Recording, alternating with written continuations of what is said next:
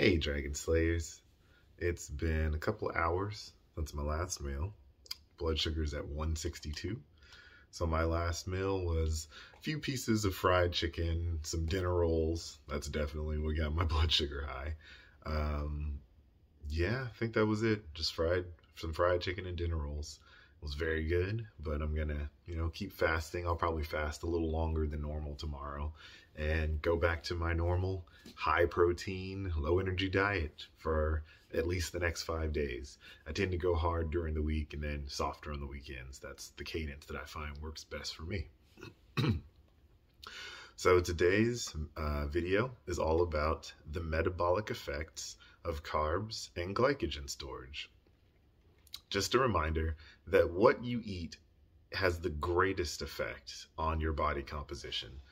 The food selection that you make is the only factor there is in obesity.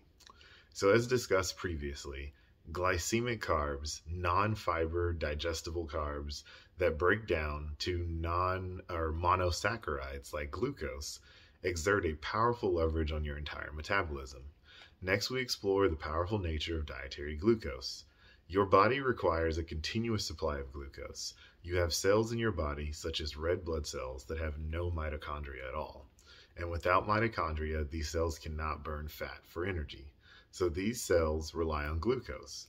Luckily, your liver is completely responsible for managing glucose, and your liver produces all the glucose you'll ever need through a process known as gluconeogenesis. The liver primarily uses either amino acids, which are proteins, or glycerol, backbones of triglycerides, which is fat, to create new glucose. This process is always occurring, and as a result, you really never have to eat any carbohydrates at all. Your bloodstream can only hold about 4 grams or so, which is 1 teaspoon of glucose. High blood glucose can be toxic, as evident by the diabetic complications seen in uncontrolled diabetics. Working muscles can immediately absorb and store some dietary glucose as glycogen, which are starch-like chains of glucose in storage form. But if your muscles are already full of glycogen, and this is their default state when you are not exercising, your liver is designed to absorb and store all of the extra glucose coming in from your diet, or at least your liver tries to. So most people can only hold about 100 grams of glucose in their liver at any given time. As your liver approaches capacity, you start converting some of this glucose into fat. Your body has to do this because you have a pretty rigid ceiling on how much glucose you can store. While most of us have plenty of room for additional fat storage, liver glycogen and muscle glycogen have some very different properties. Muscle glycogen is there for emergency use because you can only convert glucose from muscle glycogen into energy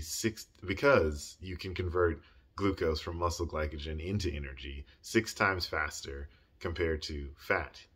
So you will always need this glycogen on board in case of an emergency. Anytime you're running or fighting for your life or performing any exercise at the highest intensity, your muscles are burning 100% glucose from glycogen. The glycogen in your muscles also stays in your muscles, and the cells keep this glycogen for themselves, and it cannot be shared with other parts of your body.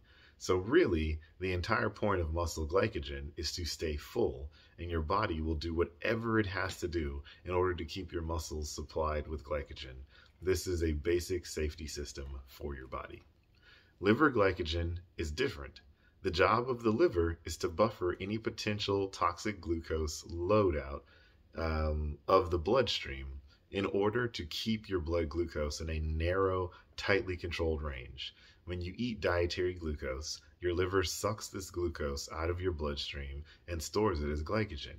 Your liver then immediately starts slowly releasing this glucose gradually over a period of hours to be used by the rest of the entire body. Liver glucose empties significantly, though never 100%. And unlike muscles, the default state of liver glycogen is to maintain a low level of glycogen so that there's plenty of headroom to absorb more dietary glucose in the future. As the liver glycogen falls back down to baseline, your entire metabolism slowly transitions from carbohydrate-fed state to the fasted state. Blood glucose and insulin levels gradually go down, while at the same time the fasted state hormone glucagon rises, as well as free fatty acids.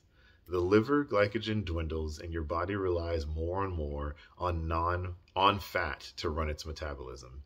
The liver starts to generate ketones, which are really just water-soluble bits of fat that the brain can use instead of glucose for fuel. By now, pretty much everyone has heard about the ketogenic diet.